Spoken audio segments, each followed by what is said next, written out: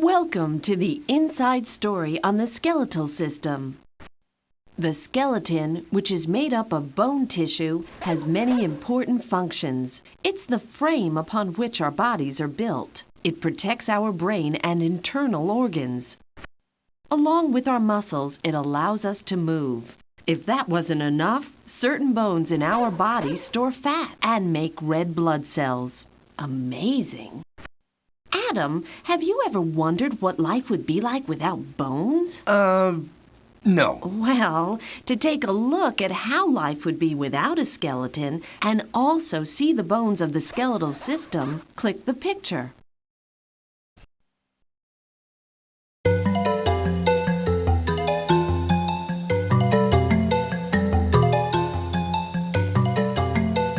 To prepare for this animation, Adam had his skeleton removed. This is ridiculous. As you can see, Adam's skeletal system consists of approximately 216 bones, providing his body with structure and support. Here's Adam's skull. It has 8 cranial bones that protect his brain. His facial skeleton has 14 bones that provide a framework for his eye sockets, jaws, and teeth. He's not much to look at like this, but when you add the muscle, fat, skin, and hair, Adam's a pretty good-looking guy. My vertebral column is composed of 24 individual vertebrae, along with 2 sets of fused bones called the sacrum and coccyx. The most important job these bones have is to protect my spinal cord. Altogether, I have 7 cervical or neck vertebrae, 12 thoracic or upper back vertebrae, and 5 lumbar or lower back vertebrae. My sacrum is composed of 5 fused bones, while my coccyx, or tailbone, is typically made up of 3 to 5 bones. I also have 12 pairs of ribs that form a protective cage for my heart, lungs, and other internal organs. My first 7 ribs are called true ribs because they attach to my breastbone, or sternum. Ribs 8 through 12 are called false ribs because they either attach indirectly, or, as is the case with ribs 11 and 12, they float and don't attach to my sternum at all. Now we can see his shoulder blades, or scapulae, and his collarbones, or clavicles. It's very important for the scapulae to be mobile because they connect to his shoulder joint, which is the most movable joint in the body. Here is Adam's upper limb. Its bones include the humerus, which connects the shoulder with the elbow. The upper limb also includes the ulna, the wrist bones, or carpals, the hand bones, or metacarpals, and the finger bones, or phalanges, practically all of which he injured while learning to rollerblade. And to complete our tour, here you can see my pelvic girdle, knee, and foot. Adam's pelvic girdle connects with his femur, or thigh bone, at his hip joint. The femur is the longest bone in his body and is important for bearing Adam's weight when he stands. At his knee, which you see here, his femur articulates with his tibia, or shin bone.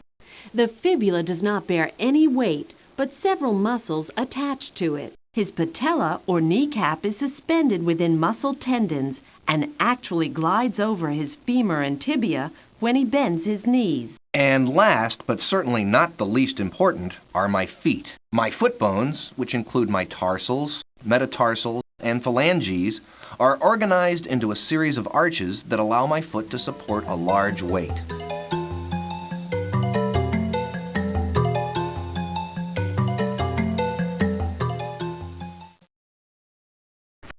It's good to know that my feet are engineered for weight bearing. When I'm playing hard, my feet receive the same kind of abuse usually experienced by marathon runners or triathletes. Say, Iron Man, remember that time you were playing basketball and you sprained your ankle? Yes, I do. And if it hadn't have been for those meddling kids and that dog, if you'd like to see a decent jump shot with a very bad landing, click the picture.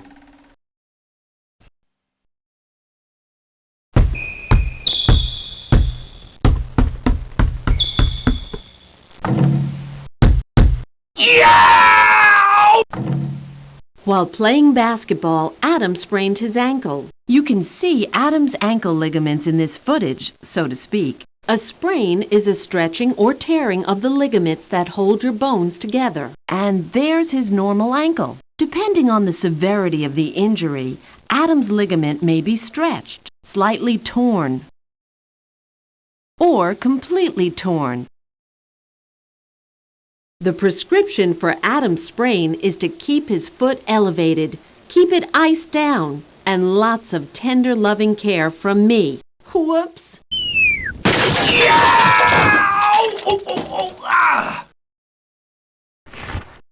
In some cases, severely torn ankle ligaments may require surgery to repair.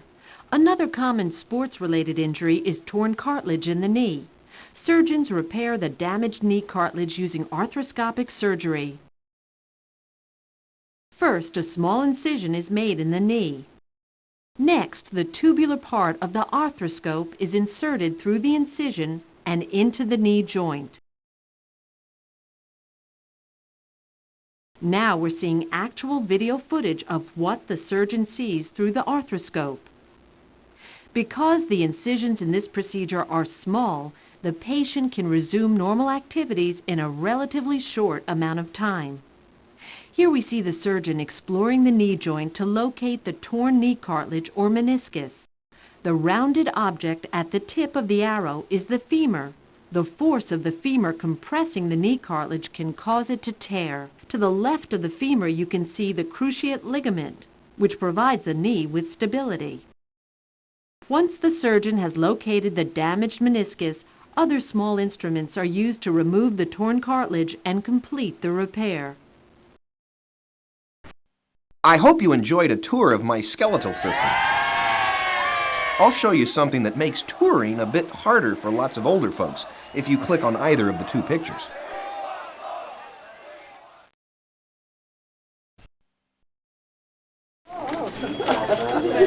Dr. Morris, dial 118. Dr. Morris, dial 118. Grandma Yvonne had to be taken to the hospital last night. While getting out of the tub, she had a terrible fall and broke her hip. Because her bones are so fragile, she probably broke her hip first, which caused her to fall. Like many older women, Grandma Yvonne suffers from osteoporosis, a condition which leads to a loss of bone mass. On the outside, osteoporotic bone is shaped like normal bone. But the inside story is a different matter. As we age, the insides of our bones become more porous as we lose calcium. This loss of calcium makes our bones more prone to fracture, even during routine activities like walking, standing, or bathing. The doctor said she'll be up and going within a couple of months following her surgery. She recommended that Grandma Yvonne begin a mild exercise program to strengthen her bones. The doctor also said that eating a balanced diet, including foods high in calcium, are good steps in minimizing future bone loss.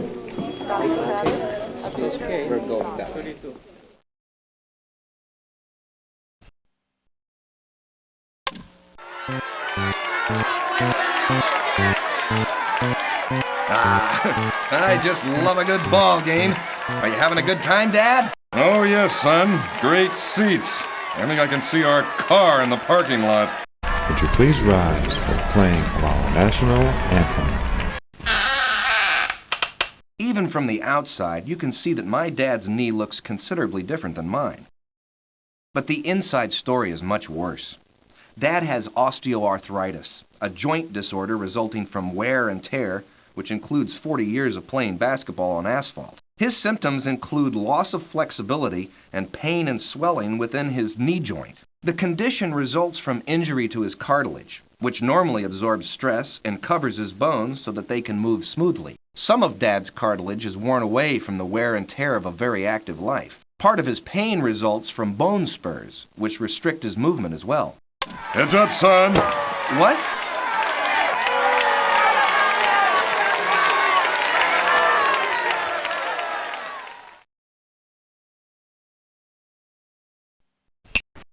There's much more that we'd like to tell you about bone, but we've got a Halloween party to go to, and Adam's waiting for me to get into my costume.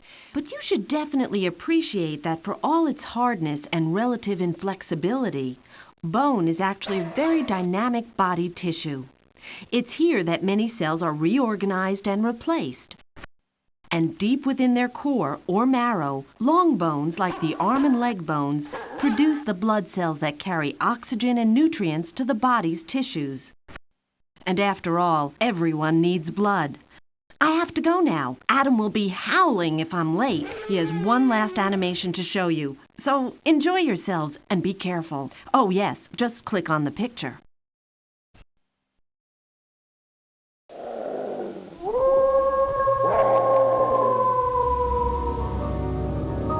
Good evening.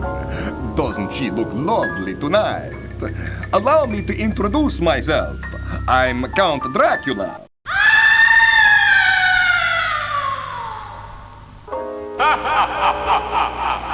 You can see that Eve not only has lovely bones, but they make a wonderful substance as well.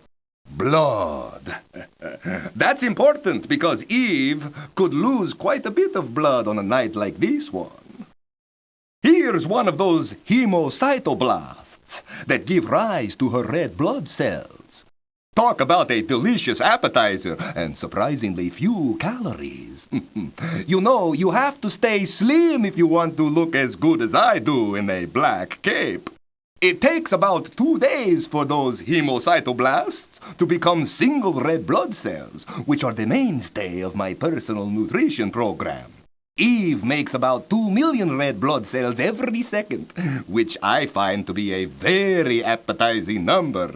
If you're thinking of serving some blood as a health food cocktail for your own party guests, why not try my special recipe? 48% red blood cells, 2% white blood cells, and 50% plasma. Try it! Your party will be a real screamer!